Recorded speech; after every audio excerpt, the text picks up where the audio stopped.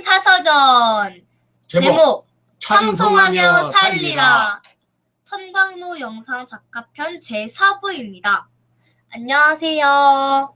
네, 영상자서전. 네, 할아버지. 예. 와, 오늘도 할아버지 역시나 멋지십니다. 뭐가 멋져. 또 왜 이렇게 또 아양을 떨어.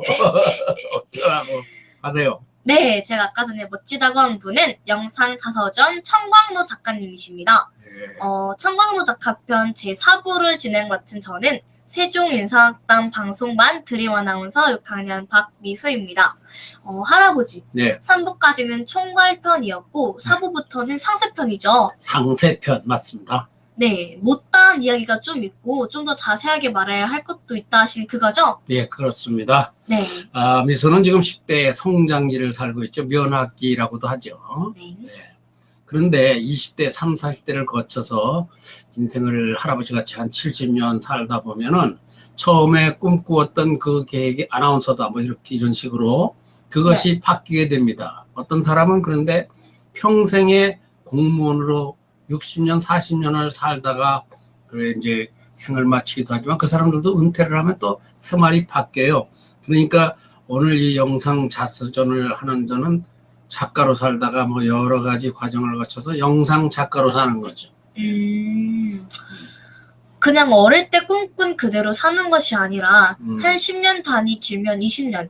물론 어떤 분은 한평생 공직과 같은 한 가지 직종으로만 사신 분들도 있지만 그렇죠. 대개는 생활 환경이 달라져서 종신 공직자들도 퇴직하고 나면은 또 제2나 또 제3의 새로운 인생이 시작되기도 한다는 거죠. 네, 그러면 그것이 바로 영상 자서전의 칼레가 되는 거예요. 이렇게도 찍고 저렇게도 찍고 그렇게 하는 거죠.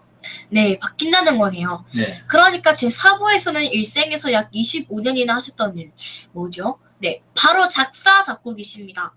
19살부터 45살까지 한 30년 가까이 되시나요? 그렇죠. 한 30년 됩니다. 작사하고 작곡하는 일을 평생 했어요. 작곡가로 찬양 선교사로 사신 것으로 알고 있습니다. 그렇죠. 그럼 그렇게 살아오신 작사가, 작곡가, 선교 활동, 참 남다른 건데 그 이야기를 시작해 보실까요? 네, 좋습니다. 그 얘기를 오늘은 하려고요. 예. 네. 근데 제가 한 가지 빠뜨린 게 있는데, 예. 제가 영상 자서전 소개말을 안 하고 간 것 같습니다. 그래요? 네. 이 영상 자서전은 샘플 견본입니다. 보시고 나도 출연하면 될까 하시는 분들을 보시면 되고요. 이 영상은 견본으로 만드는 게 다른 분들이 이걸 보고서 출연해서 영상 자서전을 남기라고 만든 거 맞아요. 그러면은 즉 샘플이나 견본이라는 거네요. 네. 네. 뭔가 자라나는 어린이들과 후손들에게 유익한 이제 삶 경험담을 말해 주셔야 됩니다. 그렇죠. 청소년 어린이들은 물론 초대받은 분의 손자, 손녀, 자손들에게 이 말은 꼭 하고 싶다 하시는 것, 즉 교육 영상이라는 뜻입니다. 맞습니다. 그거는 네. 인성을 담자는 거죠. 인성. 네, 세종인사학당이니까요. 네. 네, 그러면은 지금부터 시작하도록 하겠습니다. 그럽시다. 시작합시다. 할아버지, 그 재밌게. 전에 예. 제가 매번 시간을 빼먹는 돌발 질문을 드리도록. 돌발 질문은 손 안 들고 하면 안 받아주는. 그래요? 저요! 뭐예요? 네, 간혹 이제 할아버지께서는 그냥 이제 어른분들을 모셔서 하는 거잖아요. 근데 간혹 할아버지까지 부부가 같이 출연해도 되는 건가요? 할아버지까지가 아니라 할머니까지. 할머니, 할아버지. 그렇죠. 거기다가 아들, 딸도 같이 출연해도 좋아요. 예. 그래서 칠순이다. 그럼 칠순잔치에 기념 촬영을 해도 돼요. 그러면 한마디로 앨범? 그렇죠. 영상 앨범을 만드는 거죠. 가족 앨범을. 그래서 이건 꼭 혼자만 출연하는 건 아니야. 나도 지금 제니 할머니가 있으면 같이 출연했을 거야, 아마. 네, 오늘도 엄청나게 재밌었으면 좋겠습니다. 엄청. 네. 특히 오늘 이 시간에는 기독교 찬양인의 사명자로서 사신 말씀을 듣게 되어서 전국 기독교인들에게 유익한 내용이 되겠죠? 네, 재밌을 겁니다. 자, 그럼 차근차근 처음부터 여쭤보겠습니다. 그러세요. 작사는 문학이고 작곡은 음악입니다. 그렇죠? 네. 이게 둘 다 공부를 많이 하지 않고서는 이제 대충 해서는 되는 것이 아닌데 어떻게 작사도 하시고 작곡을 하셨는지요? 공부를 얼마나 했을까요? 많이 했습니다.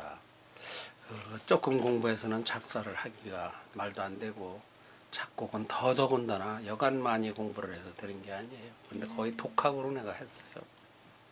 아, 공부를 많이 하셨던 건데 작곡은 좋은 스승님에게 배운 것이라 하셨죠? 그랬어요. 맞아요. 상세편이니까 네. 그럼 그분이 누구시죠?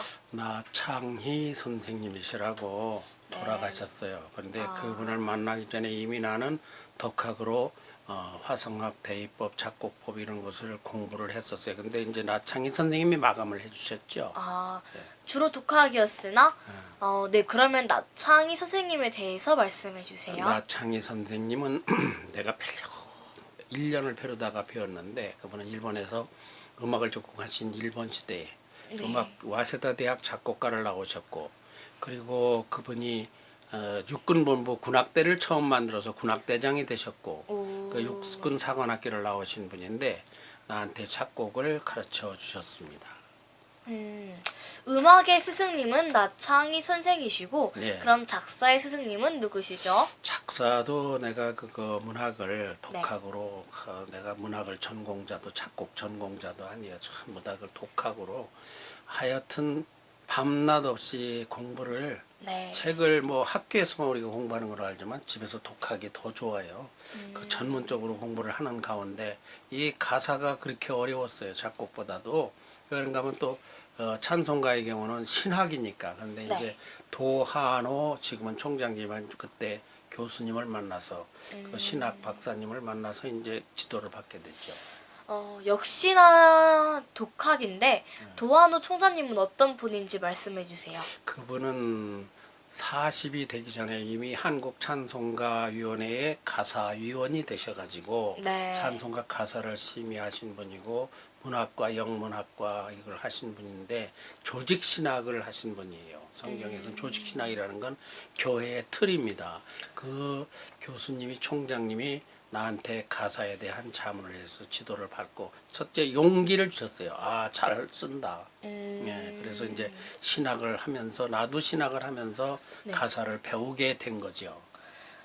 원래는 가수가 되려 하다 작곡가의 길로 나섰다 하셨거든요. 예, 그랬죠. 왜 그러셨으며 그렇게 쉽게 바뀌시는 건가요? 그때 얘기도 좀 해주세요. 내가 원래는 아나운서가 되려고 하던 것이 어려서의 꿈인데 그 아나운서의 꿈이 어느 날 가수를 보고서 가수를 환장을 했다고 한 번 했죠. 차차차 뭐 어쩌고 가수들 한번 네. 얘기했죠. 네.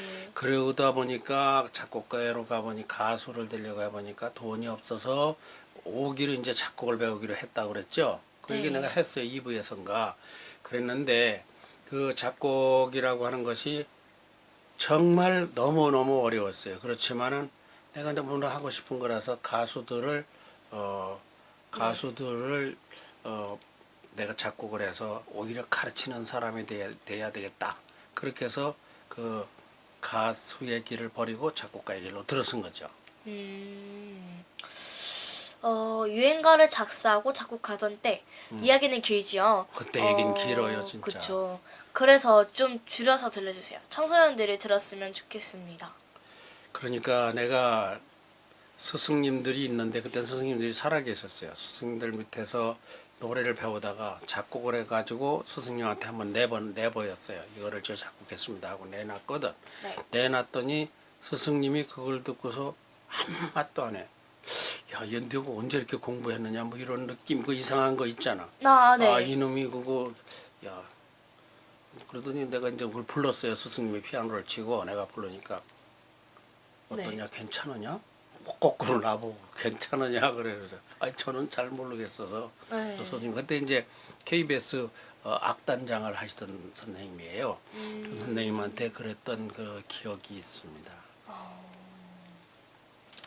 유행가는 대중가요라고도 하잖아요. 그렇죠. 가요계에 대해서 알려주시고 요즘에 일지망이 아이돌 가수인 지망생 친구들이 너무 많은데 네. 어떻게 하면 아이돌 대수가 되는지도 아세요? 대수라네. 아이돌 가수가 되는지도 아세요? 지금 가요 시장이 할아버지가 가수나 작곡가를 할 때하고는 완전히 달라졌습니다. 그때는 어떻게 해야 되는가 하면 첫째 레코드회사 문예부에 들어가면 문예부에서 그 가수들을 지도를 했어요. 작곡가들이 단체로. 근데 지금은 이제 그 어떤 프로덕션에 들어가잖아요. 그 여러 가지 아이돌을 키우는 JY 뭐 프로젝션 이런 데가 있어요. 아, 그 엔터테인먼트. 엔터테인먼트에 들어가죠. 그때는 그게 지금은 이제 그때 옛날에 문예부 노릇을 거예요. 근데 그때는 노래가 외색이었었어요. 지금 아이돌 스타일이 아니고 일본풍의 노래가 유행을 했어요. 어떤 그러니까, 풍? 일본 풍이. 이렇게 하는 엔가라 그러는데 일본에 연가라 그러는데 예. 옛날에 지금으로 말하면 우리가 말하는 뽕짝형이죠. 그런 것이 유행을 했어요. 그래서 그런 것을 일본어를 모르고 일본 노래를 모르면 작곡가를 못했어요. 그래서 나는 일본어도 일본 노래를 듣고 배우려니까 그 풍을 따르려니까 그때만 해도 참 옛날 얘기네요. 그래서 그런 것을 일본어를 배우면서 작곡을 했습니다. 한국의 노래 역사라 할지. 하지만 이제는 한류가 지구촌을 뒤덮는데 어떤 생각이 드십니까? 지금은 한류가 드라마와 아이돌, K-팝 이것이 오히려 일본을 잡아먹고 우리가 일본에서 배웠다 그랬죠. 그 전에는 노래를. 그랬는데 일본을 석권하고 중국을 차지하고 그렇게 하는데 그때는 지금같이 영상도 없고 CD도 없고 그럴 때라서 레코드 판이 있었는데 또 꼭 축음기가 있어야 축음기가 있어야 그걸 들었어요. 레코드 판을 돌리고 그랬었어요. 그때는 말하자면 노래가 일본에서 해방되고 일본과 비슷한 그런 풍으로 있었는데 그때 하여튼 이 레코드 회사가 이제 처음으로 생기기 시작을 했어요. 지구 레코드, 뭐 오아시스 레코드 이런 레코드 회사들이 생기기 시작하면서 초창기 작곡가들, 가수들이 있었고 지방에도 방송국마다 전속 가수라는 게 있었어요. 지금은 전속 가수제가 없어요. 그 KBS에도 전속 가수가 여러 명 있어요. 한 10명씩 있었어요. 그래서 지역 행사할 때 전속 가수가 지역 가수로 활동을 많이 했는데 지금 지역 가수가 있긴 있는 것 같더라고요. 노래 역사가 이렇게 변했어요. 외색이 유행이라 그래서 일본어를 배운다고 또 독학을 하신 건가요? 그렇죠. 그때는 일본 문화를 모르면은 가요 활동을 못했어요. 그러니까 그거 뭐 황포도 때 그런 걸 부르면은 황포도 때 거꾸로서 산이 강해사에 뭐 가슴 아프게도 그 전부 다 일본말로 할아버지 전부 다 일본말로 노래를 불렀어요. 한국 노래를 그 일본에 가서 이렇게 취입을 하니까 그래서 할아버지가 작곡한 것도 일본말로 이맘모 있으르다 아나타와 뭐 이렇게 일본말로 저 번역을 해서 부르면서 일본 노래를 일본 라디오를 들었어요. 그래 일본의 가요를 들었어요. 그러니까 어려서 미소만 할 적에 이미 일본 방송을 듣는 거야. 그러니까 내가 그걸 하려니까 일본에서 노래가 히트를 하는 풍이 어떤 풍인가 그걸 봐가지고 한국의 노래를 만드는 거죠.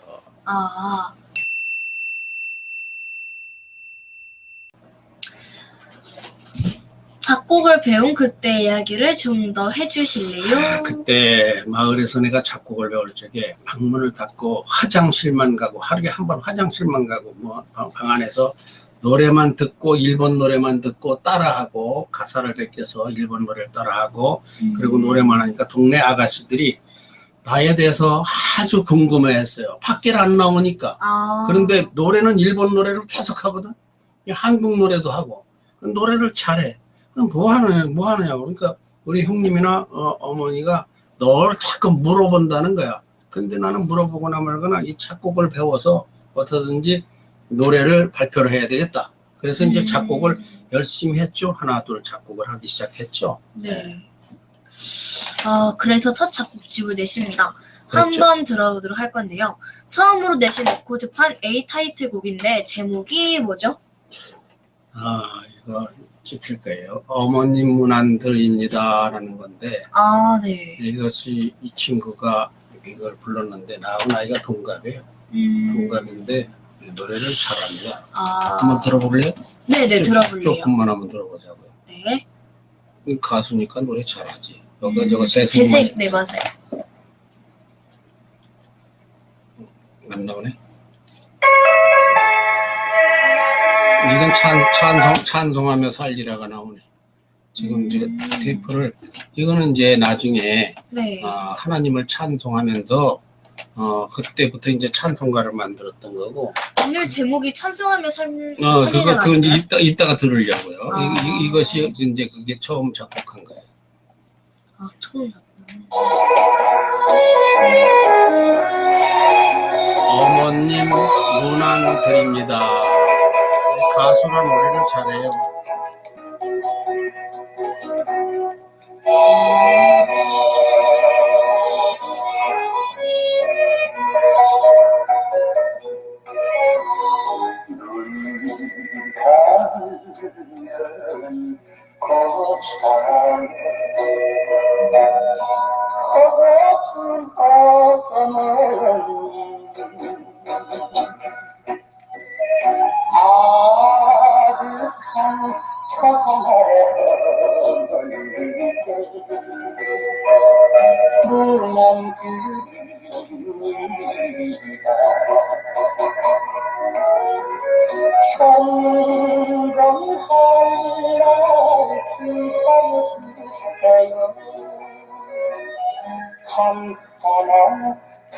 다시 길어주시는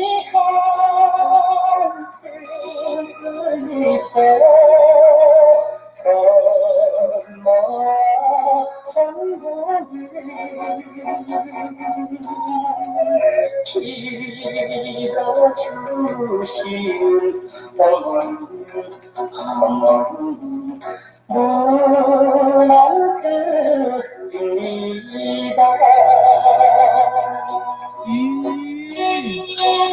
이거를 할아버지가 19살 때 작사하고 작곡했어요. 와, 대박이다. 그러니까 지금 미소 나이가 이게 적은 나이가 아니에요. 그때 이제 6년 후에 이런 걸 작사하고 작곡을 해서 이게 작사하고 2년 후 지나서 1970년도에 이게 레코드가 돼서 나옵니다, 이게. 그러니까 작사 작곡을 68년도, 69년도 20살 때 한 거예요. 20살 때, 19, 20살 때. 네. 그때 이미 작곡가가 된다고 이렇게 공부를 해서, 그러니까 세상하고 담을 싼 거예요. 방 안에 들어 앉아서 네. 공부만 한 거, 공부만 한 거. 그리고 일본 방송만 듣고.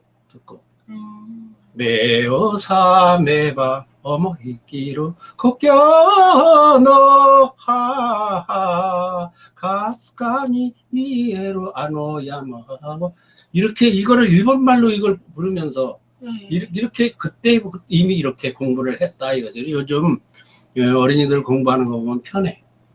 할아버지가 그때 공부할 때만 해도 이 라디오가 별로 많이 없었어요. 그러니까 라디오도 보름이 잘 안 터졌어. 특히 일본 방송을 채널을 잡으려고 하면 굉장히 애를 먹어서 밤에 잘 나와. 밤에 일본 방송을 들으면서 이렇게 한 거예요. 그래 이 친구가 북강 사람인데 북강 사람이 네. 나중에 오은수라고 나중에 좀 경찰서장까지 되죠. 다음 질문으로 해보세요. 네, 되게 노래를 참 잘하시고 목소리가 부드러운데 이런 레코드가 나오기까지는 어떤 과정을 거치게 됩니까? 이제 작사되고 작곡되고 그것이 이제 편곡이 되고 편곡된 것을 악단들이 레코드 회사에서 모여가지고 아까 그 음악을 연주한 거예요. 이게 그 이제 음악이 있잖아, 음악. 네. 이게 이철혁 선생님이라고 작곡가. 이철혁이요? 이철혁 머리가 하얀 분들 이미 돌아가셨지. 그런 분들이 이거를 편곡을 한 거예요. 그러니까 이게 편곡을 해서 레코드 회사에 가서 이거를 이제 녹음을 하는 거예요. 네. 그래서 이거 레코드가 만들어지는데 이거 만드는 날 동네 잔치를 했지. 우와. 우리 그때는 할머니가 어머니가 살아 계셨는데 네. 형수님하고 형하고 전체 동네 사람들 다 갖다가 이 가수들하고 어울려서 동네 잔치를 했지. 레코드가 나왔으니까 대단한 일이지 뭐. 내가 나이가 어린데 어린 사람이 작곡가를 이렇게 레코드 파는 게. 대박이다. 그래서 제자들이 연주를 타고 들어와서 문예부가 만들어진 건가요? 그렇죠. 이제 오은수라는 친구에 대해서 묻는 게 없나? 네. 없어요?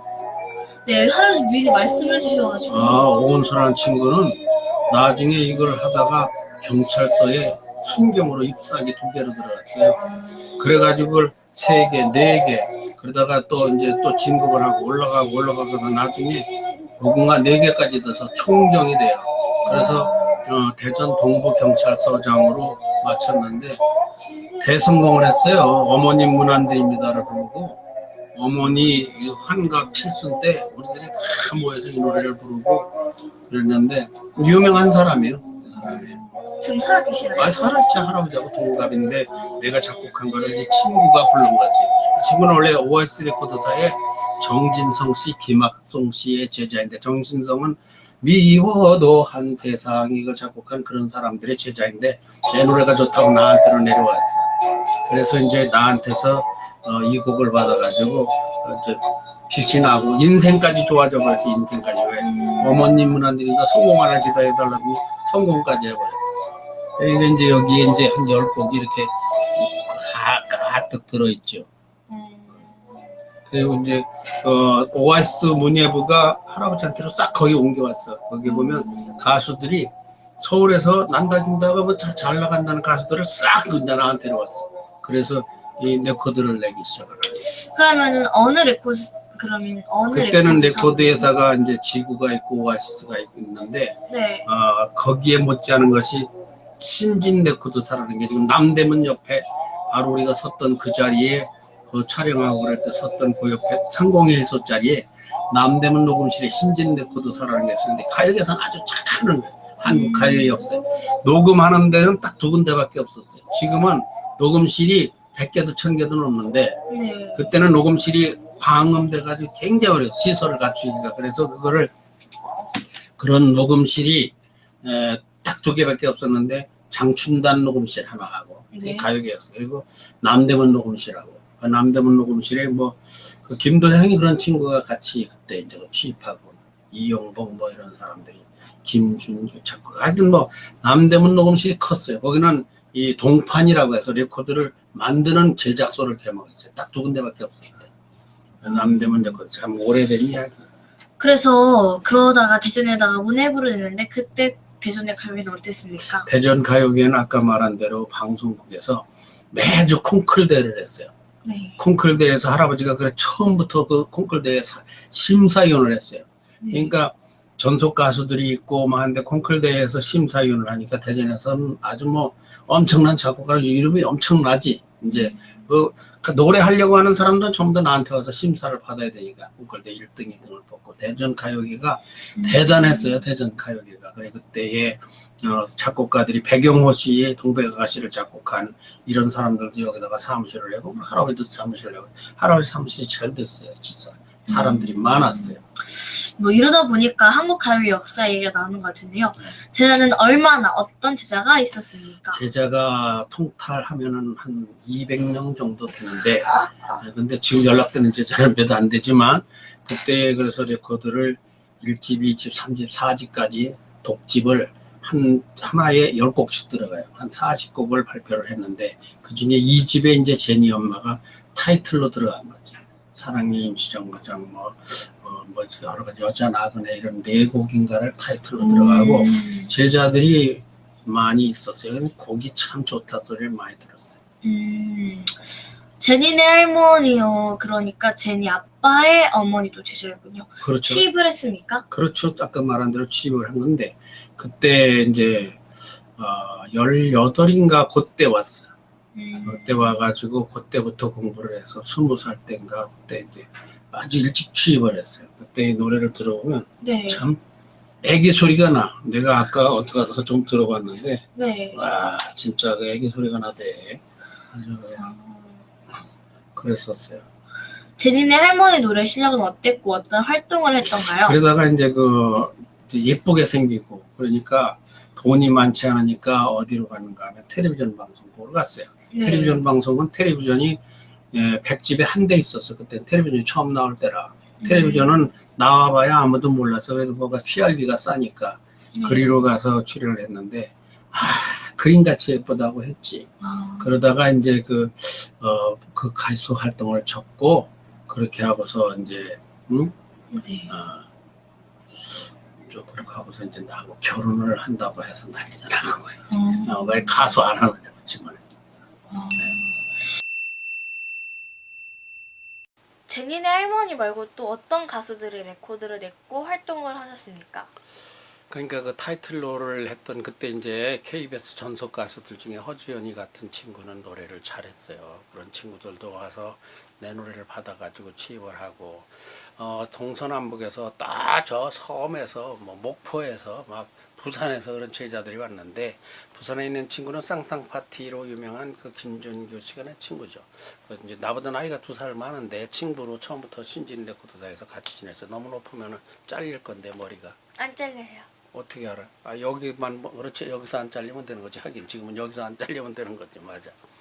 그래서 그런 가수들이 하여튼 정이 있고 재미가 있었어요. 그렇게 한 10여 년을 그렇게 보냈죠. 근데 결국 문예부를 닫고 또 이제 가요를 떠납니다. 왜 그러신 건가요? 그러니까 이제 잘 출세하려고 돈을 대고 PR을 하던 제니 엄마가 일본인데 제일 PR을 많이 했는데, 근데 이제 가요계에 가보니까 너무 문란해. 그때 당시에 그 뭐 분장실에 가니까 여자들 옷 다 벗고 막 갈아입고 그래, 남자 있거나 말거나. 그 뭐 그보다도 이제 돈도 딸리고 그래서 결혼하자 그러니까 반대를 하는 거예요. 그래서 도망갔죠 우리가. 둘이서 참 물불을 모르고 사랑에 빠져서 그렇게 미쳐야 사는 건가 봐. 미쳐야. 그 도망을 가버린 거예요. 그러니까 가요계는 자동으로 떠나게 된 거죠. 그러니까 이제 사랑 때문에 가요계를 떠났다고 이렇게 봐야 되나? 와. 그렇게 봐야 되죠. 그러다가 교회를 나오게 되는데요. 가문에서 첫 신앙이라 하였고 네. 하여간 가요계에서는 7년 이제 새로 들어선 교회 찬양에는 20여 년입니다. 그렇죠. 그럼 기독교 찬양 동기가 뭐죠? 그러다가 이제 제니 할머니, 네. 그렇지. 제니 할머니가 교회를 가요. 교회를 갔다가 오는 바람에 이제 나도 교회를 가게 돼요. 교회를 가게 되면서 찬송가를 보게 됐는데 내가 작곡가인데 이 찬송가를 보니까 신기한 거예요. 네. 그래서 이제 찬송가를 공부를 하게 돼요. 네. 그리고 이제 신학을 공부를 하게 돼요. 그러니까 문예부를 탔고, 아하, 내가 이제는 다른 길을 가야 되겠다. 이제는 어떤 길을 가느냐? 찬양하는 길을 가야 돼. 찬송가도 노래니까. 근데 찬송가가 그때만 해도 저 높은 곳을 향하여 이렇게 느려 터졌어요. 그런 세상에 나는 할아버지는 가서 하나님이 만드셨다. 아름다운 이 강산 이렇게 막 밝은 노래를 막 이렇게 막 손을 뭐 율동을 해가면서 신식 찬양의 형태를 새 노래를 부르기 시작한 거죠. 그렇게 되니까 깜짝들 놀래면서 교회 초청이 막 들어오기 시작을 하는 거예요. 그러니까 이제 그걸 떠나서 찬양 가수로 전환을 하게 됐죠. 근데 그보다 먼저 짚고 가야 할 게 있는데요. 그 대중 가요하고 기독교 성가하고는 어떻게 다릅니까? 그러니까 이제 그 대중가요하고 기독교 성가하고 다른 것을 말하면 말이 길어지는데 딱 간단히 한마디로 지르면 대중가요는 사람 좋으라고 하는 거예요. 사람 들으라고. 그러니까 아무리 잘해봤자 사람 비유 맞추는 거다. 그러니까 사람이라는 건 변덕도 많고 말이야. 그 비유 못 맞춰 더러워서. 사람. 그런데 그 기독교 성가는 하나님을 찬양을, 하나님을 높이는 거예요. 네. 이게 하나님의 나라의 가수예요. 그러니까 세상 가수는 좀 있으면 팬들이 또 버려요. 하긴 나이 들으면. 예, 그러니까 근데 찬양 가수는 죽어서도 하는 거예요. 그렇게 다릅니다. 그러니까 찬양에 이제 완전히 빠지게 돼요. 신학을 하게 되고 그러면서 그렇게 된 거죠. 그러지 말고 이참에 아예 인류의 역사하고 음악의 기원 뭐 이렇게 이참에 이것도 들려주시면 될 것 같고 또 어린이들이 공부도 되게 많습니다. 예, 막 사실 이제 할아버지는 그때는 그냥 노래라고 음악이라고 그걸 했는데 그것이 아니고 이제 기독교에 와서 성경을 배워보니까 음악이라는 게 뭐냐? 음악이라는 것은 하나님을 찬양하라고 하나님이 준 거예요. 근데 원래 음악의 시원을 볼 것 같으면 저 악보가 있기 전에 3,000년, 4,000년 전에 만년 전에 그때도 제사 형식으로 이 음악을 썼어요. 그러니까 이게 신 앞에서 노래하는 것이었어요. 그런데 지금은 사람들 위에 맞추고 댄스하고 뭐 발레하고 뭐 춤추고 도로 또 지루박 이렇게 춤추고 브루스 추는 대로 쓰지만 그건 아니다. 원래가 인류의 음악의 역사는 하나님이 이걸 가지고 하나님을 찬양하라고 준 것이다. 네. 그거를 이제 알게 되니까 아하, 내가 이게 음악을 가지고 하나님을 찬양해야 되겠구나. 내가 이거 진짜 바른 음악의 자리로 와야 되겠다 이렇게 한 거죠. 아, 그래서 음악이 특유로도 쓰이고, 음. 근데 할아버지께서 이제 태내에서 아기는 제일 먼저 귀가 만들어진다고 하셨는데, 네, 그 그랬어요. 귀가 네, 먼저 그렇죠. 만들어지나요? 이것도 음각이라네. 음악과 인간과의 관계겠죠. 뭐가 제일 먼저 만들어져요? 뱃속에서? 귀. 그 사람이 제일 먼저 만들어진 감각기관이 오감 중에서 시력, 청각, 뭐 후각, 촉각 이런 것 중에서 청각이 제일 먼저 만들어져요. 왜 그게 먼저 만들어지느냐고 물었죠? 네. 몰라요. 하나님 그렇게 만들어. 그렇게 해야. 아, 하나님이 그걸 만들어. 그러니까 태교가 태시라는 건 없어. 태미라는 건 뱃속에서 보라는 건 교육은 없어요. 근데 뱃속에서 들으라는 것은 있어요. 그게 이제 그게 뱃속에서도 엄마 아버지가 말하는 거 들리나요, 안 들리나요? 들려요. 엄마 아버지 보여, 안 보여? 안 보여요. 뭐 보는 것보다 듣는 게 먼저다는 얘기예요. 아, 그래서. 그러니까 뱃속에 있을 적에 엄마 아버지가 아름답고 예쁜 말을 써가지고 이름을 지어놓고 소담아, 뭐 미담아 왜 이렇게 수담하지요?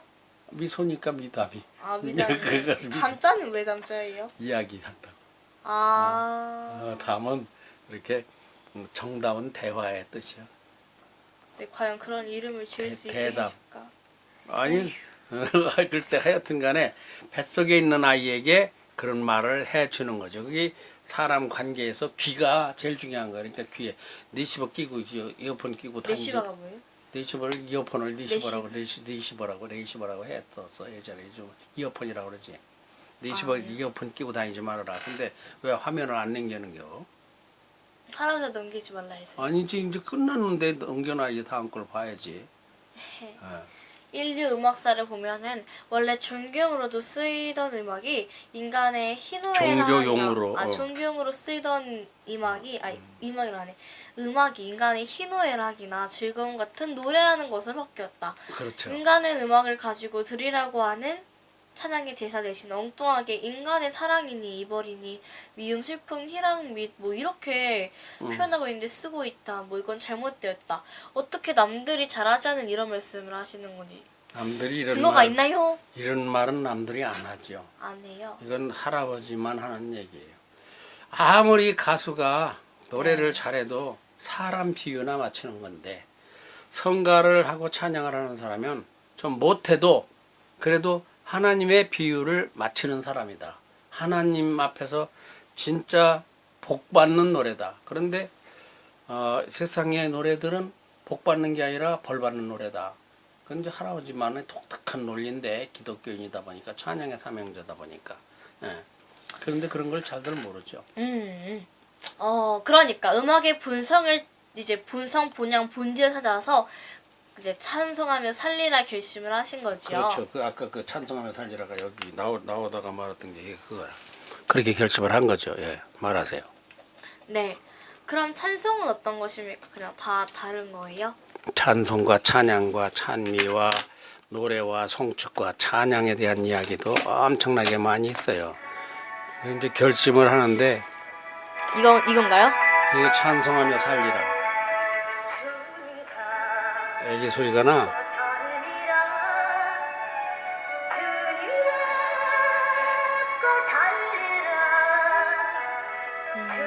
제니 할머니가 젊었을 때 주님을 붙잡고 살리라. 세상 사는 날 동안 주님만 붙잡고 살리라. 우리는 이제 이런 노래를 만들기 시작하래. 그는 나를 지으신 나의 목자 하나님. 네. 노래 잘하죠. 네. 나는 그의 기르는 양 감사하며 살리라. 그러니까 이게 유행가하고는 완전히 다른 거예요. 해가 지고 또 져도 주님 잡고 살리라. 주님만 붙잡고 산다는 거죠. 그러니까 작곡을 해도 희한한 걸 했지. 네. 그리고 이제 찬송하며 살리라. 할아버지세요? 할아버지 젊어서. 지금 목소리가 아니지. 네.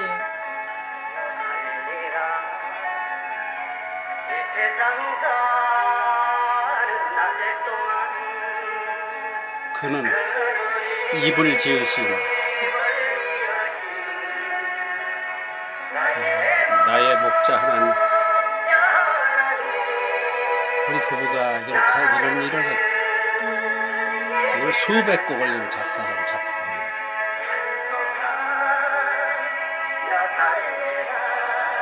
이게 찬송하며 살리라. 오늘의 이제 영상자서전 4부요. 이런 노래가 아유 와 대박이다. 그러니까 이런 것이 있다는 것을 이제 모르지. 이제 교회에 순회하면서 이걸 한 거예요. 자, 진행합시다. 네. 적게 틀어놓고. 네. 찬양과 찬송이 다르고 찬미와 노래가 다르다고 하시는데요. 네. 그게 무엇이죠? 이제 찬송에서도 이제 찬양이 있고 찬송이 있고 성가가 있고 달라요. 네. 근데 이것이 이제 천국에까지 연결되는 것이 찬양이에요. 우리가 이 땅에서만 부르는 게 아니라 천국에까지 가서 부르는 건데, 하나님이 사람을 찬송하라고 지었다. 이런 것들은 지난번에 설교를 강단에서 했는데. 맞아요. 네, 넘어가세요. 그래서 한국에도 음악 저작권 협회가 있어서 이제 할아버지가 무슨 분과죠? 거기- 할아버지 종교분요. 그런데 거기 등록번호 1번이라 하셨는데 한국 1번.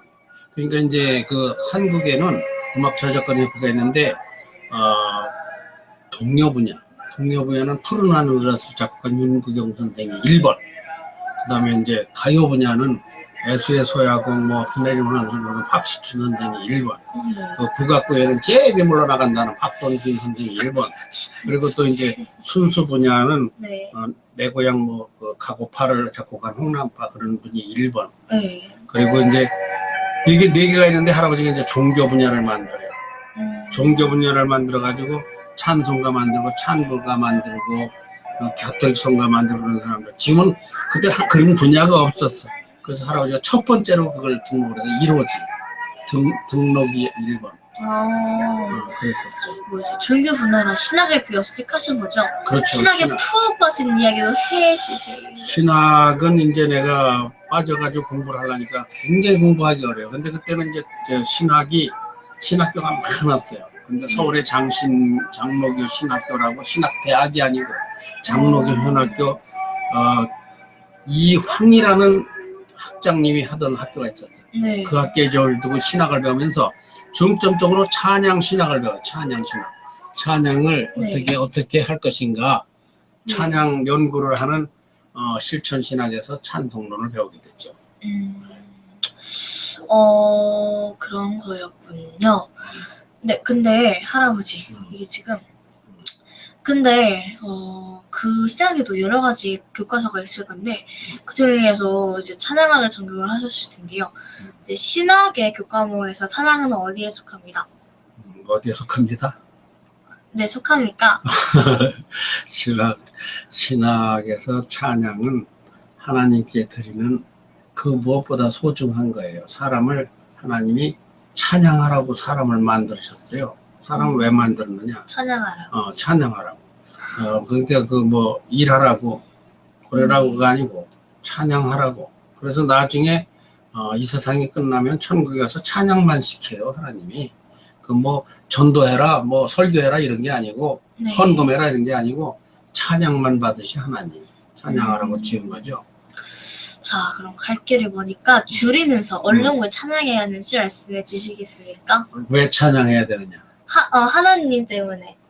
인간 창조의 목적이 이사야서에 보면은 하나님의 영광을 위해서 인간을 창조했지만 더불어서 뭐냐 할 것 같으면 찬송하라고 지었다는 게 있어요. 그 예수님도 보면 찬송하라고 십자가에서 죽으셨다는 성경이 있어요. 그리고 하나님이 우리를 부른 것도 찬송하라고 불렀다는 성경이 있어요. 예수님도 평생의 세상에 나와서 처음 들은 게 뭐냐면 찬송이에요. 지극히 높이서는 것에서는 하나님께 영광에 태교도 했고 출생도 했고 성장제도 그렇고 죽을 때까지 찬양의 일생을 사셨어요. 뭘 찬양해야 돼. 뭐 이거 네. 그 책으로 한 권이니까 짧게 말하면 네, 잘 들었습니다. 할아버지가 교회에서 그런 설교 여러 번을 해주셨는데 했었어요. 잊고 있었습니다. 음. 네, 그러면 처음 기독교 성가를 작사하고 작곡한 이야기를 해주세요. 처음에 작사하고 작곡할 적에는 신학을 모르니까 가사를 구할 수가 없었어요. 그래서 이제 신학 공부를 하고 나니까 아 가사를 이렇게 쓰면 되는구나.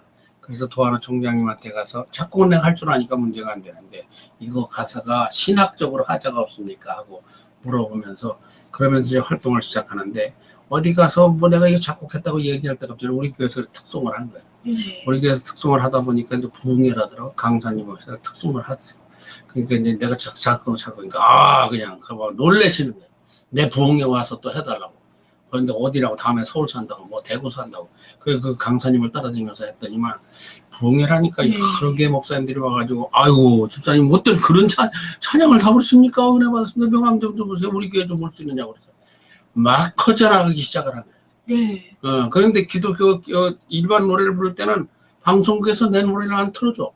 그러더니 교회를 가니까 교회 가서 노래 하면 막 10군데로 20군데로 막 퍼져나가네. 그러니까 뭐 그냥 교회에서 오라니까 좋아가지고 또 작곡해서 또 만들고 또 가서 또 부르고 그렇게 시작한 거죠.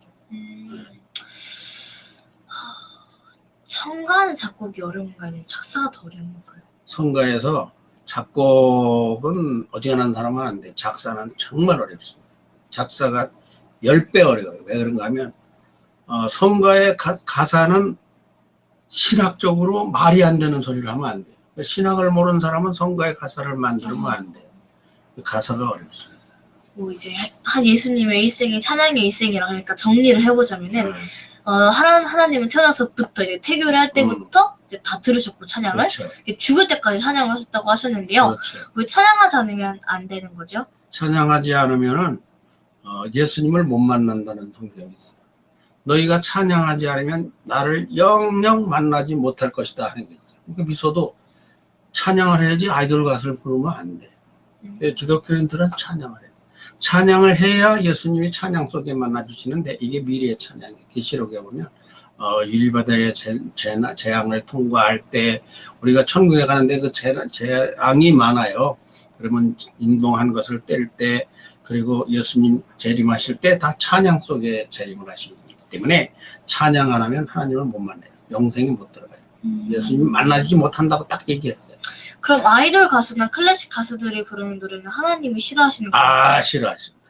그거는 하나님을 그건 거역하는 거예요. 전화가 왔네요. 거역하는 거라서 저희 아빠이십니다. 그분 알 거예요. 네. 그래서 모르니까 그 사람들은 모르니까 잘못이 없지.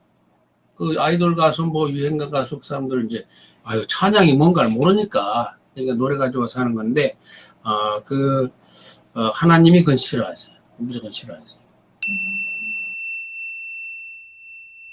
그래서 찬양을 몇 편이나 만드셨어요? 유행가를 한 150편 정도 만들어서 이번에 두꺼운 책으로 만들었고 유행가는 찬양은 한 300편 정도를 만들었습니다. 그렇게 찬양 그렇게 이제 찬양은 이제는 카시트 테이프로 만드셨습니다. 카세트. 카세트 테이프. 그런데 왜 CD로 만드시지 않으시고 왜 테이프로 만든 거지요? 그때는 CD가 없었어요. 그때는 레코드라는 거 큼지막한 게 있었고 그것이 불편하다고 이제 카세트 녹음기가 나오면서 이런 카세트를 만들었는데 이런 카세트를 많이 만들었죠. 이게 레코드 4판을 만들고 이런 것을 13개를 만들었어요. 여기에 10곡씩 들어간다면 130곡을 작사하고 작곡하고 취까지 해서 제작을 마친 거죠. 그렇게 만든 찬양을 이제는 카세트로 만드셨는데 그래서 몇 곡이든 찬양집을 11개나 만드셨다고 하셨는데요. 네. 만들 때마다 돈이 많이 드셨다고 총괄편에서 말씀을 하셨는데 맞습니다. 돈이 많이 들어요. 그걸 하나씩 만들려면은 지금 돈으로 몇 천만 원씩 들어요. 근데 문제는 그렇게 많이 만들어서 잘 팔리셨나요? 그러니까 잘 안 팔렸죠. 그러니까 우리가 어떤 때는 잘 팔리기도 하지만 적은 교회 가면 교인이 10명밖에 안 되는 교회도 갔으니까 그러니까 이제 생활은 어려웠어요. 그래도 하나님 찬양하는 일을 해서 이런 찬양을 많이 만들고 제작을 많이 했으니까 보람이 있는 거죠. 그 바람에 이제 우리 아이들이 복을 받아요. 이제 후손들이. 결국은 그것이 내가 찬양하니까 자손들이 잘 되더라. 잘 되잖아. 네. 잘 앉으세요. 너무 움직이지 말고. 네. 근데 일본 교회를 순회를 가면서요. 일본 교회에서는 이제 카세트 테이프의 값을 10배를 받았다는데 일본 교회를 어디를 가셨나요? 일본에 갈 적에 일본 복음교단 일본 교회 거기서 초청을 해가지고 갔는데 최자실 목사님이 가시는 길에 같이 갔어요. 최자실 목사님은 우리 미소 같은 사람 오는데 한국 기독교에서는 다 알아요. 조영기 목사님의 장모님이신데 일본의 순복음교회가 굉장히 많아요. 일본 동경 순복음교회, 우츠노미야 순복음교회, 니코 순복음교회, 이 요코하마 순복음교회 이 순복음교회를 다 갔어요. 그러면서 거기서 찬양을 하니까 여기서는 2,000원 하는 게 거기가 2만 원이요. 그러니까 10배더라고요. 그렇게 했어요. 이제 한국 교회까지 총 15년간 총 1,500여 개의 교회를 순회를 하셨습니다. 그랬습니다. 그때 사진도 이따시만하게 많을 것 같은데. 저 안에 전부 다 사진인데 정리를 안 했어요. 다 사진이에요. 이렇게 막 부득하게 다 쌓여있죠. 사진이 많아. 근데 그때는 근데 비디오는 있어도 흑백? 아니 흑백은 아니에요. 아니에요? 비디오는 있어도 저것이 없어요. 영상이 이렇게 디지털이 없어서 파일 같은 게 없어요. 그냥 사진이 많죠. 1,500개 교회에서 가장 기억에 남는 큰 교회와 집회는 뭐죠? 큰 교회 집회는 뭐니 해도 100주년 선교대 때 여의도 광장 100만 명, 120만 명 앞에 섰던 거 그거는 한국 교회사에 내 일생에서 영원히 잊지 못하는 거고 한국의 교회들이 모인 총회 합동측 총회, 통합측 교회, 무슨 합동보수총회, 무슨 총회, 고신측 총회, 그리고 이런 총회에 가서 총회 때 찬양을 하고 또 뿐만 아니라 노회, 노회를 40개 노회를 가고 교회를 1,500교회를 가고 큰 교회 어마어마하게 많이 가서 여의도 순복음교회 같은데 여의도 순복음교회 가는 오살리기동 같은 데 가서 살다시피 하고 거기서 그렇게 찬양을 하고 목사님들 막 일정을 거기서 받고 왕성하게 활동을 했죠. 엄청나게 젊은 날에 원 없이 사람들 앞에 섰어. 그럼 이번에는 기억에 남는 가장 작은 교회? 아니 작은 교회, 가장은 아니고 작은 교회? 작은 교회 얼마나 작은가 하면 그저께 마리안느라고 오스트리아 여자 수녀님이 왔다고 오늘 방송에 나오더라고. 소록도 한센시병 나환자 그 동네 거기 가면은요 나환자들의 집성 섬이 전부 다 나환자들이 살아요. 문둥이라고 그러는 거 그 사람들이 사는데 거기에서도 또 감옥이 있어요. 거기에서도 죄 짓고 도둑질하고 사람 때리고 그래요. 그 감옥에 소록도 그 나환자촌도 참 나환자도 불쌍한데 거기서도 또 감옥이야. 거길 가가지고 찬양한 게 제일 적은 교회인데요. 어떤 데는 섬에 가가지고 태풍이 와서 못 나오고 죽을 뻔하고 사연이 엄청 많습니다. 얼마나 작았었어요? 그 교회는 감옥은 요런 방이지. 그 교회 그 소록도 나환자 감옥. 그리고 이제 정신병자 수용소, 별별 곳을 다 가죠. 기도원으로, 교회로. 1,500교회를 15년간 다녔으니까. 그러면은 그렇게 교회를 순회를 하면서 한 일이 찬양한 것이죠? 그렇죠. 찬양하고 전도하는 거죠. 예, 하나님 앞에서 유행가보다 찬양하는 것이 아름답습니다. 그런 거 한 거죠. 그럼 찬양은 방법이고 목적은 하나님께 영광이요. 그렇죠. 사람들에게 찬양을 알리는 것이 목적이었는데 그게 바로 찬양 선교사의 사명이었군요. 나는 이제 하는 일이 선교사입니다. 선교사. 찬양으로 하는 선교사. 그걸 하면서 목적은 사람들에게 하나님을 소개하는 거죠. 그리고 찬양을 알리는 거죠. 내 노래를 알리는 게 아니라 찬양이라는 것이 유행가와 어떻게 다른 것이다. 그러므로 찬양하는 생활을 해야 된다.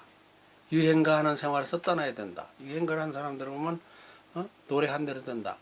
돌아가는 삼각지 한 사람 바로 그거 부르고 바로 돌아가셨어. 그러니까 간다 이걸 불렀던 김정은은 그거 부르고 바로 갔어요. 세상을 떠났어요. 그러니까 노래가 그 사람의 운명이 된다. 그러니까 유행가에서 그거 뭐 어쩌다 생각이나 이별이라는 걸 부르고 나서 기록은 패트킴이 바로 이혼하고 이런 것이 그 노래 부른 대로 그 사람의 인상이 된다. 아까 말한 거기는 고은서라는 친구는 어머니 성공할 날 기다려 주세요 하더니 성공했다. 노래를 좋은 걸 불러야 된다.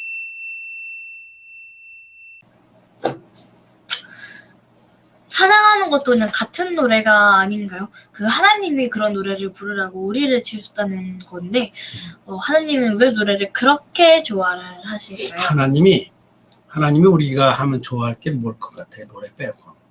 찬무. 이야. 찬무 이야. 좋아하지. 야. 근데 아니 그거 말고 왜요? 우리 보통 사람은 그래도 미소는 그걸 공부를 해서 찬무 소리를 아는데 찬무가 뭐야? 찬양율동. 찬양열독이지. 그러니까 네. 찬주도 있는데. 찬양 연주. 이거 딴. 찬주. 찬양. 근데 미소는 그걸 아니까 그렇게 대답을 해서 재미가 없는데 모르는 사람은 하나님한테 돈 많이 갖다 주면 좋아하지 않느냐. 저도 대답할 수 있어요. 전도하면 좋아하지 않느냐 이렇게 말한다고. 근데 금이나 은이나 황소를 잡아들여도 하나님은 다 금이 은이 다 하나님 거요. 그러네. 그 땅에 있는 거 다 하나님 거요. 소를 갖다 해도 그 소가 다 산에 들어있는 짐승이 다 하나님 거요. 그렇잖아. 네. 금 여기 있는 거 캐가지고 갖다 주지 않아도 하나님 다 있는데 뭐 야 그거 나 있어. 하나님은 없는 게 없어요. 대박. 그러니까 뭐를 갖다가 바친다고 하는 건 그냥 우리의 마음일 뿐이지 실제로 하나님이 좋아하는 건 무엇일까 할 것 같으면 찬양하는 것이다. 찬양은 노래 솜씨가 아니야. 엄밀히 따지면. 그 하나님을 감사하고 좋아하고 섬기는 그리고 따르는 그것이 찬양이다. 찬양이다. 노래로 다 표현도 하고 춤으로도 표현하고 그거예요. 노래는 찬양이고 춤은 찬무고 이런 말씀도 하셔서 사실 제가 대답을 할 수 있었던 게 이런 말씀도 하셔서 들었었거든요. 그랬었죠. 예. 네, 교회에서 설교를 하셨잖아요. 네, 결론은 입으로 하는 찬양이나 노래가 아니라 생활 찬양이 되어야 한다. 말세는 찬양의 시대이다 하셨습니다. 말세, 세상이 정말 찬양으로 끝납니까? 말세는 찬양의 시대. 처음에는 우리 인류 역사에서 처음에는 전도하는 구원의 시대. 그리고 성령을 받아라. 그래서 불러 성령 시대. 지금은 뭐 헌신, 봉사, 충성, 나눔. 그런데 그보다 끝에 가면은 찬양의 시대가 되는 거예요. 그러니까 찬양은 입으로만 하는 게 아니라 행동으로, 삶으로. 내가 노래만 잘하고 가사만 이쁘게 쓰는 게 아니라 실제적으로 생활이 하나님이 원하시는 바대로 감사한 마음 가지고 찬양하는 마음으로 사는 생활 찬양이 돼야 된다 그거죠. 그럼 이제 찬양은 단순한 노래가 아니라 왜 태어나 왜 살고 어떻게 살아야 한다고 하는 성경 말씀의 진액이라는 건가요? 그렇습니다. 예, 넘어가세요. 시간 다 계속 가서 큰일 났습니다. 네. 말세는 찬양이다. 그리고 또 천국에는 말씀도 전도도 충성, 봉사, 헌신도 다 없어지고 오로지 찬양만 있을 뿐이다. 이런 증거가 요한계시록에 있습니까? 아까 말한 대로요. 네. 다른 것은 다 별거 아니에요. 근데 네. 하나님을 진정으로 반가워하는 거예요. 반가워. 그래서 아무리 공부 잘해도 아버지를 기뻐하지 않고 아버지를 반가워하지 않고 그러면 재미가 없어. 저도 백종원인데 아빠가 뭘 안 해주면 재미없어요. 그래요? 네. 성경에는 천국이 자세하게 기록되어 있으나 불경에는 주용이 자세하게 기록된 경전도 있다는 말씀. 얼마 전 그렇죠. 새신자 프로젝트에서 말씀을 하셨는데 네, 그렇죠. 그럼 유행가를 부르는 것보다 찬양하는 것이 복된 것이니까 할아버지 사명에는 찬양이 제일로군요. 사는 이유. 찬양하는 것이 할아버지에게는 시작이자 마지막이 되는 거예요. 그럼 사는 이유겠네요? 그렇죠. 사는 목적이 되는 거죠. 내가 이제 정말 나이가 이제 점점 들어가면은 네. 영상도 하고 다 하지만 이런 것이 다 하나님을 기쁘시게 하는 찬양 행위예요. 네, 그것이 목적이 되는 거예요. 찬양학을 공부하시고 훗날 방송에서 강의를 하셨다고 들었는데요. 네. 어디서 얼마나 하셨습니까? 기독교 방송에 처음에 가가지고 새롭게 합수에 출연해서 이런저런 간증을 해서 찬양해야 돼요. 그러니까 들어보니까 또 불러다가 또 시켜보고 또 시켜보고 찬양 듣고 또 말 시켜보니까 많은 게 나오니까 지금 LA가 있는 그 석성이라는 국장님이 나를 프로를 내줬어요.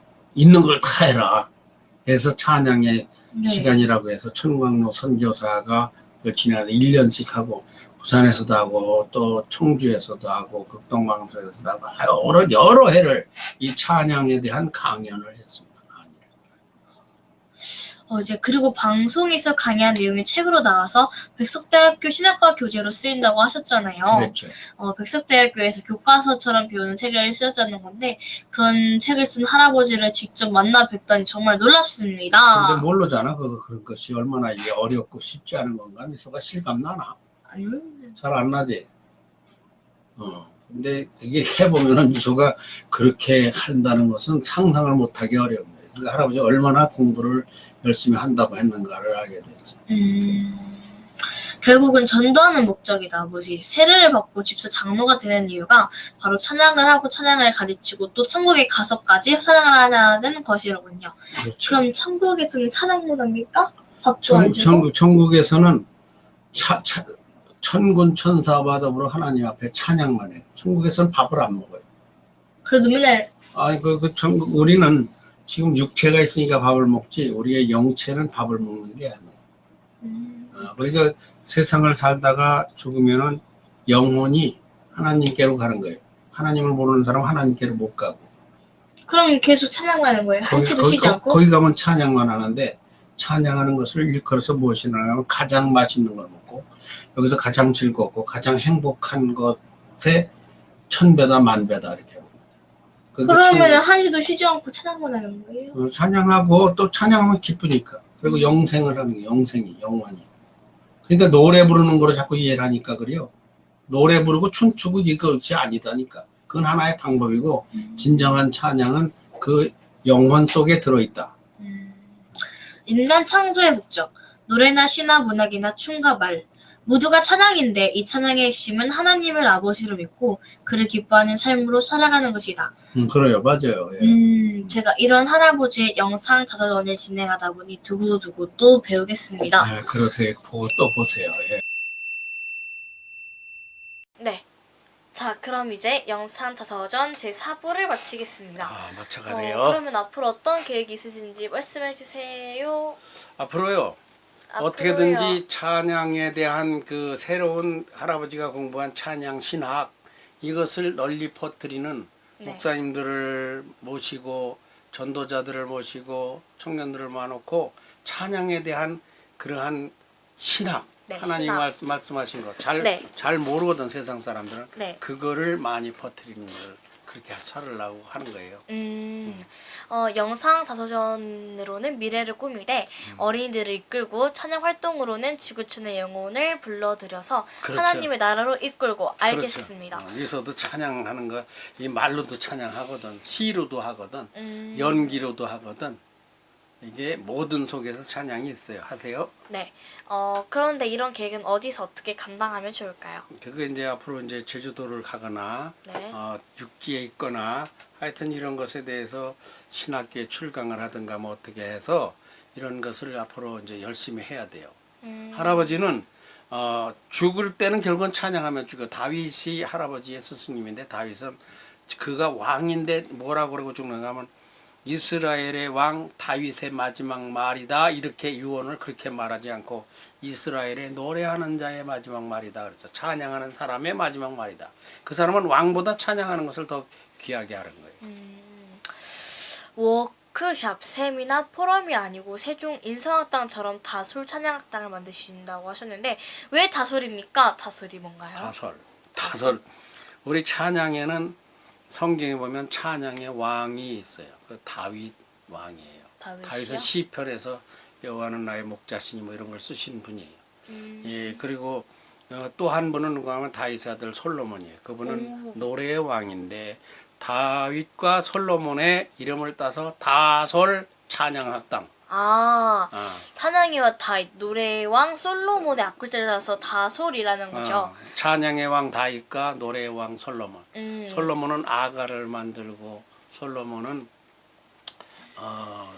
시편 1편도 쓴 사람이에요. 복 있는 사람은 악인의 깨를 좇지 아니하며 이런 것도 쓴 사람이고.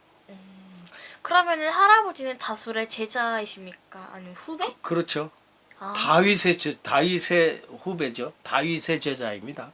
내가 찬양 가사를 만들거나 한 건 다윗의 시편 같은 걸 보고서 공부를 한 거예요. 솔로몬의 시편을 보고서 솔로몬의 글을 보고서 한 거예요. 네. 이런 찬양 활동의 무대로 이미 제주도를 놓고 제주도에서 한국을 넘어서 세계로 널리 펼치고 올리겠다 하셨습니다. 그렇습니다. 찬양 선교사로서의 세부적 추진 실천 계획도 세우셨겠죠. 그렇습니다. 세워놓고 있습니다. 네. 네, 그럼 여기까지 이로써 영상 다저전 제4부 청광로 영상 작가편 제목 창송하며 살리라를 모두 마치겠습니다. 그러면 이제 신앙송을 한번 멋지게 해보세요. 다음 거. 제가요? 잘할 수 있습니다. 감정 잡아서 하세요. 네. 인간은 하나님을 찬양하려고 하나님이 찬양을 받으시려는 하나님의 방편으로 음악도 만들어주시고 춤도 추게 하시고 또 시도 쓰고 말과 생각을 우리에게 주셨다고 하셨습니다. 그런데 우리는 음악으로 우리의 흥을 돋구고 감각을 자극하고 감정 더 잡아요. 시로 춤으로 우리의 감정이나 육체의 쾌락을 쫓는 것이 아름답지 않다는 말씀을 하셨습니다. 뭔 말인가 중간에 못 알아들었는데. 이거 오타가 있어요. 오타가 육체의 쾌락을 쫓는 것이 아름답지 않다는 말씀을 하셨습니다. 맞아요. 정말 복되고 아름답고 천국에 들어가 영생을 누리며 하나님과 함께하는 세상이 바로 찬양하는 삶이라 하셨는데요. 한 가지 퍼뜨린 것이 있어요. 그래요? 네, 그럼 하나 여쭙고 마치도록 하겠습니다. 네. 할아버지, 네. 근데 나는 음치라 찬양을 못한다 하는 분들이 있을 것 같은데. 그게 바로 노래가 찬양인 줄 알으면 그렇게 돼요. 노래는 하나의 방법이에요. 노래를 통해서 내 마음을 드러내는 거예요. 노래는 음치라도 그러면 조수미가 찬양을 세상에서 제일 잘하게 아니야. 그 사람 안 믿는 사람은 가수지. 그건 찬양하는 사람이 아니고 하나님과 관계가 없어. 그러니까 노래를 못하고 또 춤도 못 춰도 다 그거 할 수 있어요. 이제 몸치도 있는데 몸치 그렇지. 춤만 삐그덕. 몸치도 관계 없다니까. 그래도 자기가 열심히 하는 것이 진정한 자기 마음 중심 그것이 중요한 거예요.